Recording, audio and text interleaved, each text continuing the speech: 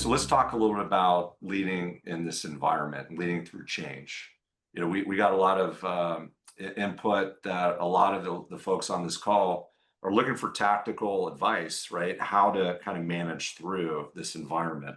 So there's lots of different ways to think about effective change frameworks. I've taught a few in my career, and I think for this conversation, one that I think is a very simple one that I think is really helpful when you're trying to help your organization, your childcare center go through change, your staff go through change, is this concept called circle of concern and circle of influence.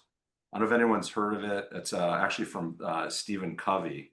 This comes out of, I think, this book, Seven Habits, Highly Effective Habits.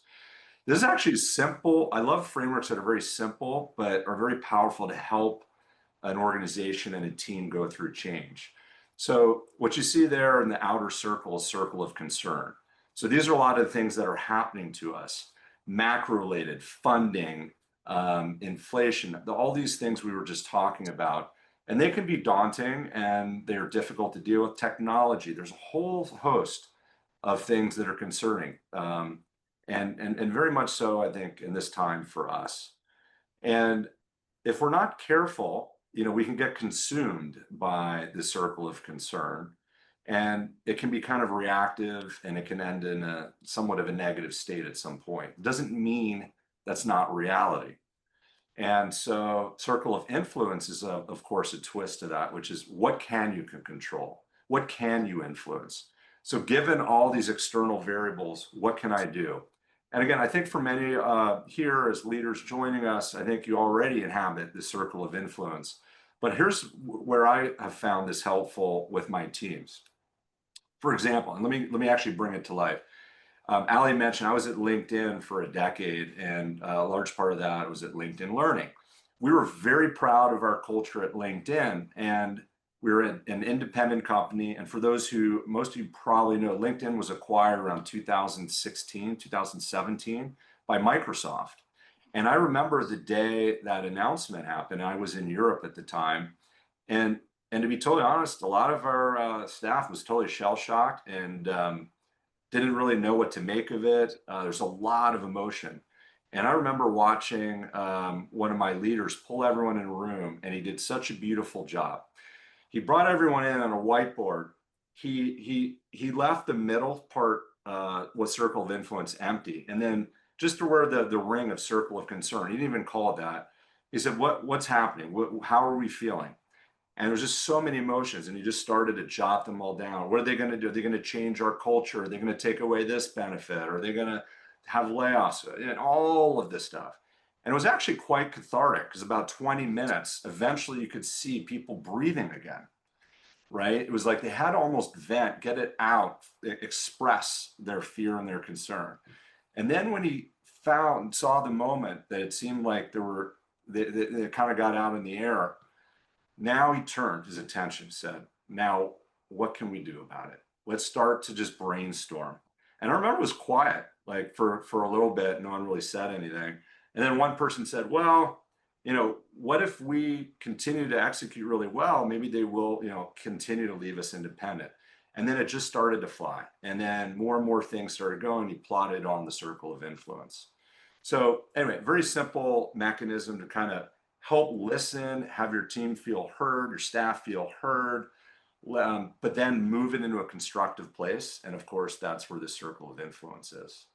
So back to our panelists, and feel free to either use this framework or not, but obviously as two leaders here, you've had a lot of change. You've done great with your centers as they're both growing. What have you done in your circle of influence and related to some of those external variables that have created a lot of challenges in the industry? Yeah, so we had so much change in the last 10 years in the company. True, everyone has experienced change with the pandemic, right? We all had to navigate through that as well. I think it really comes down to leadership. And I love what you said, Mike, about listening and making people feel like they're listened to and they have ownership in decision making, and they can help us in solution and coming up with solutions as well. I always take the example of if you are on a plane and the plane is experiencing turbulences and the flight attendant looks nervous, you're going to get nervous as well. So I always like to come to the table with my teachers and my educators and educate them as much as I can beforehand, consider the input, and then give them ownership and decision making as well. So we all come to an outcome together. Thank you. It's funny as you mentioned ownership because that's kind of how I run my centers with each of my administrators. I tell them you're the captain and I'm here to support you. I'm going to give you all the tools you need and I'm going to be there for when you need it, but you're going to run this ship. And that's what they can control. They can control their center. And that's what I want them to focus on controlling. The external forces, I try to take them away from them so that not take them away, but focus so that I can focus on them. And one of the ways that I did that was I got involved more in advocacy.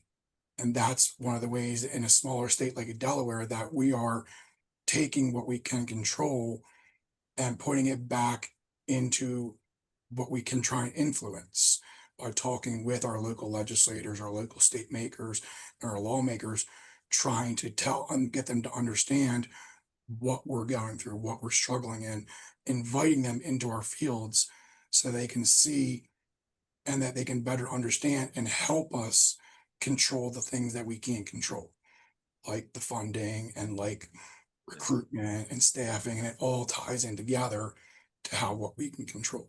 Yeah, I love it. And again, a simple framing too. I like is sometimes is to let folks hear out like, what are you, what could go wrong or what are you worried about? The other is what could go right, and to Mhm. create the space to let folks breathe in and get inspired. And I find that by opening up that conversation, what could go right, sometimes can really change the energy.